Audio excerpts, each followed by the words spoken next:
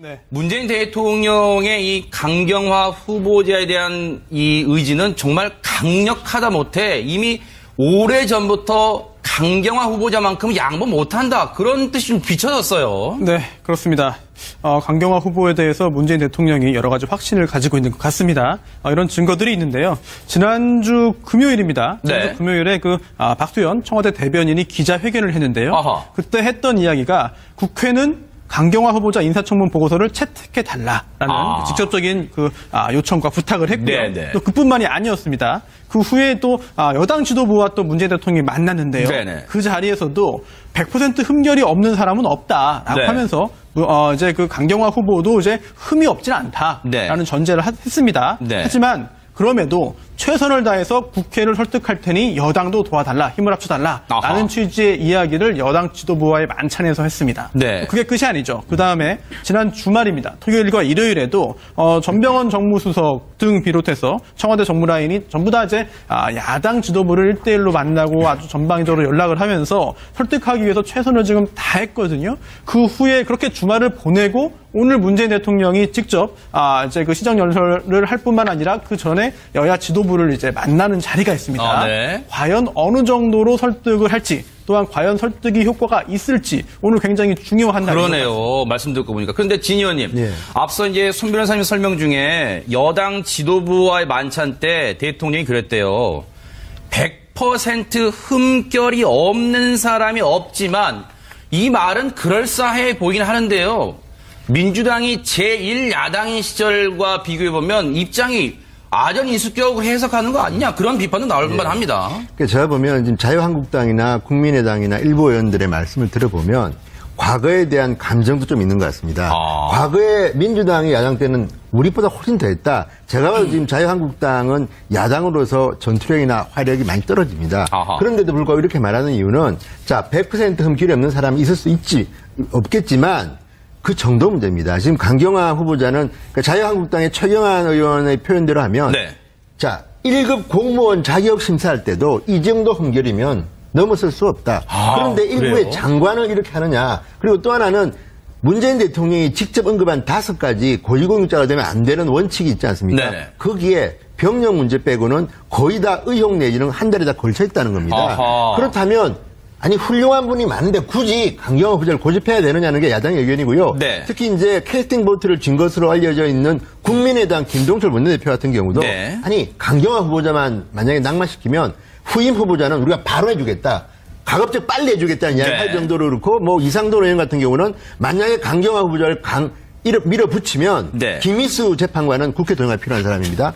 통과 안 시키겠다는 이야기를 할 정도로 네. 지금 야당은 굉장히 이 수위가 높아져 있기 때문에 네. 과연 문재인 대통령이 따라와라는 식으로 야당을 설득할지 그 문제는 있고요. 여당 일부에서도 언론 보도에 따르면 강경화를 너무 지나치게 밀어붙여가지고 우리가 잃는 게 아닌가 하는 목소리도 나온다고 하니까요. 네. 지금 문재인 대통령으로서는 굉장히 고민에 빠져 있을 거라고 보입니다. 네. 대통령이 이 강경화 후보자에 대해서 강력한 의지를 갖고 있다 보니까 여당 원내 지도부 입장에서 뒷받침해야 되잖아요. 그래서 이 주말 내내 도시락 회의도 하면서 뾰족한 수를 찾아봤지만 아직까지 속 시원한 해법을 찾지 못한 것 같습니다. 여당 원내 지도부의 목소리 그리고 이어서 야당의 목소리도 한번 이어서 들어보도록 하겠습니다. 자유한국당도 매우 중요하게 생각하고 있는 한미동맹의 아주 중요한 과정이라고 할 수 있는 한미 정상회담이 코앞에 있잖아요. 외교장관이 없는 상태에서 한미 정상회담에 혹시라도 문제가 생긴다면 그건 절대로 있을 수 없는 일입니다. 사실상 외교부 장관의 자리가 결정이 되지 않아서 공석인 상태에서 이 정상회담이 추진되는 거는 야당으로서도 좀 부담이 되지 않을까 싶어요. 그래서 청와대가 이들 부적격 상인에 대해서 일방적으로 임명한다면 향후 금액 전국에 대한 모든 책임은 대통령과 더불어민주당에 있음을 다시 한번 밝힙니다.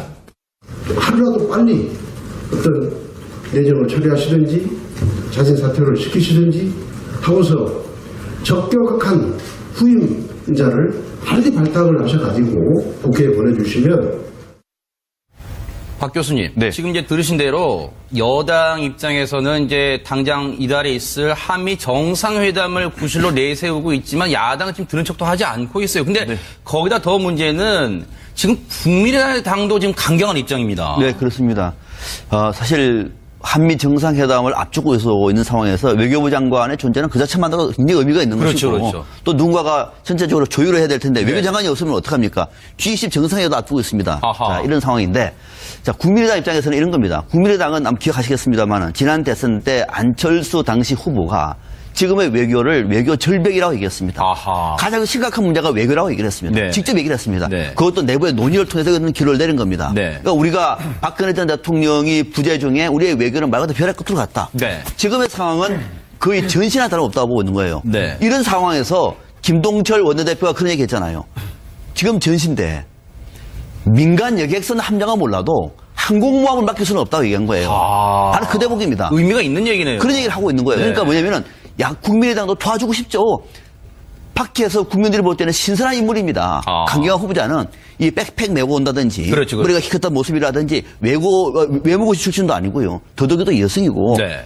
괜찮습니다. 지금의 외무부를 말 그대로 순혈주의를 바꿀 수 있는 관료주의 적폐를 바꿀 수 있는 하나의 기회인데 네. 막상 뚜껑을 열어보니까 그런 국민적인 기대에 미흡하다라고 판단하면 야당 입장에서는 아닌 건 안 된다고 얘기를 해야 되는 거예요. 네. 그래서 국민의당 입장에서는 가장 중앙에 봤던 외교장관 후보자가 지금은 항공모함 함장을 선택해야 할 텐데 안 된다. 아하. 자, 그러면 오늘 아마 문재인 대통령이 특히 국민의당이 사실상 캐스트에 붙어지고 있거든요. 그러니까요. 집중적으로 얘기를 할 거예요. 네. 그래서 만약에 김동철 원내대표라든지 아니면 박교선 비대위원장이 좋다 그러면 그 정도로 우리가 받아준다라고 말하면 네. 풀릴 수가 있지만은 아하. 거기서도 안 된다고 얘기할 경우에 어떻게 하느냐.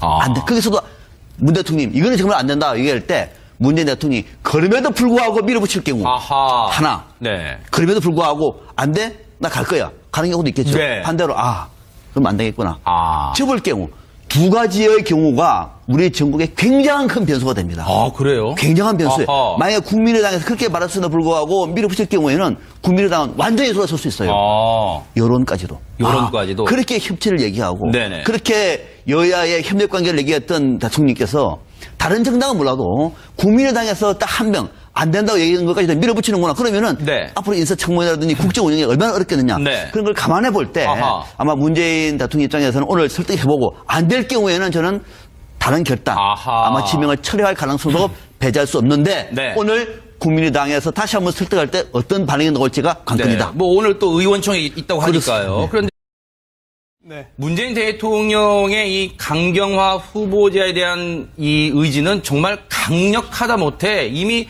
오래전부터 강경화 후보자만큼 양보 못한다. 그런 뜻이 좀 비춰졌어요. 네, 그렇습니다. 강경화 후보에 대해서 문재인 대통령이 여러 가지 확신을 가지고 있는 것 같습니다. 이런 증거들이 있는데요. 지난주 금요일입니다. 지난주 네. 금요일에 박수현 청와대 대변인이 기자회견을 했는데요. 아하. 그때 했던 이야기가 국회는 강경화 후보자 인사청문 보고서를 채택해달라라는 직접적인 요청과 부탁을 했고요. 네네. 또 그뿐만이 아니었습니다. 그 후에 또 여당 지도부와 또 문재인 대통령이 만났는데요. 네네. 그 자리에서도 100% 흠결이 없는 사람은 없다라고 네. 하면서 이제 강경화 후보도 이제 흠이 없진 않다라는 네. 전제를 했습니다. 네. 하지만 그럼에도 최선을 다해서 국회를 설득할 테니 여당도 도와달라, 힘을 합쳐달라라는 아하. 취지의 이야기를 여당 지도부와의 만찬에서 했습니다. 네. 그게 끝이 아니죠. 그 다음에 지난 주말입니다. 토요일과 일요일에도 전병헌 정무수석 등 비롯해서 청와대 정무라인이 전부 다 이제 야당 지도부를 1대1로 만나고 아주 전방위적으로 연락을 하면서 설득하기 위해서 최선을 지금 다했거든요.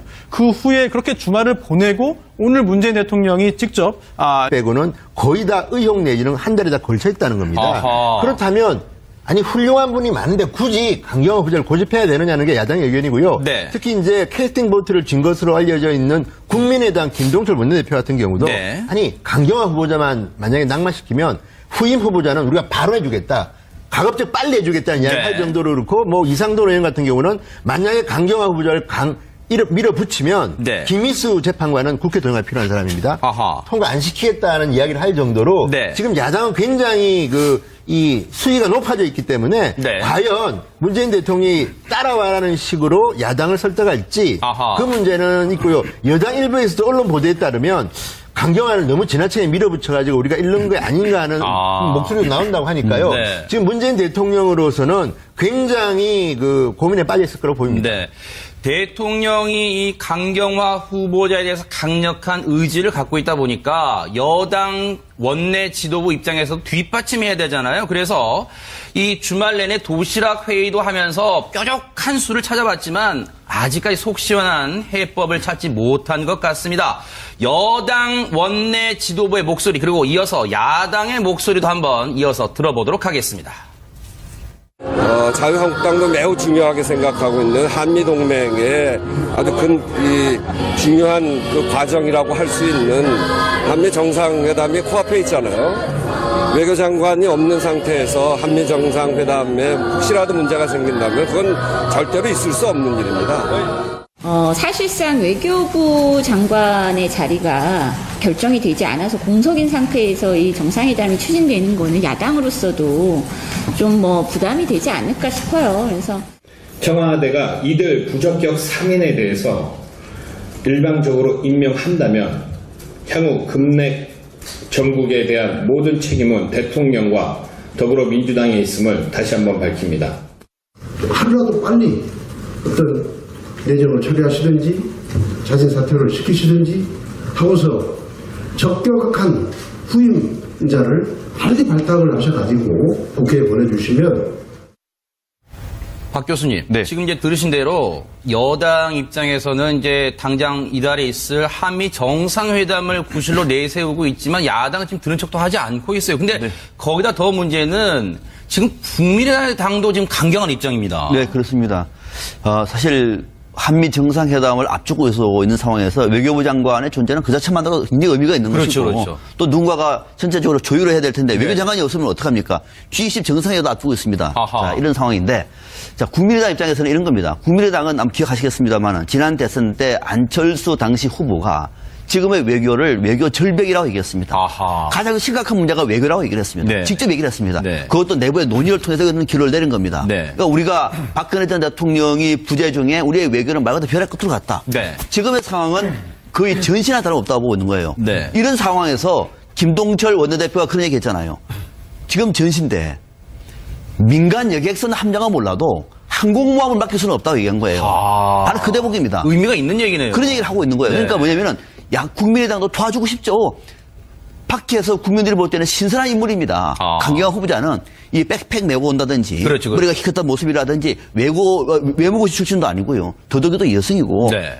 괜찮습니다. 지금의 외무부를 말 그대로 순혈주의를 바꿀 수 있는 관료제의 적폐를 바꿀 수 있는 하나의 기회인데 네. 막상 뚜껑을 열어보니까 그런 국민적인 기대에 위협하다. 이제 그 시정 연설을 할 뿐만 아니라 그 전에 여야 지도부를 이제 만나는 자리가 있습니다. 네. 과연 어느 정도로 설득을 할지, 또한 과연 설득이 효과가 있을지 오늘 굉장히 중요한 날입니다. 그러네요. 말씀 듣고 보니까. 그런데 진 의원님, 네. 앞서 이제 손 변호사님 설명 중에 여당 지도부와의 만찬 때 대통령이 그랬대요.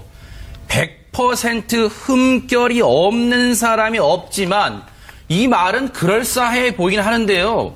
민주당이 제1야당인 시절과 비교해보면 입장이 아전 인수격으로 해석하는 거 아니냐 그런 비판도 나올 만합니다. 그러니까 제가 보면 지금 자유한국당이나 국민의당이나 일부 의원들의 말씀을 들어보면 과거에 대한 감정도 좀 있는 것 같습니다. 과거에 민주당이 야당 때는 우리보다 훨씬 더 했다. 제가 봐도 지금 자유한국당은 야당으로서 전투력이나 화력이 많이 떨어집니다.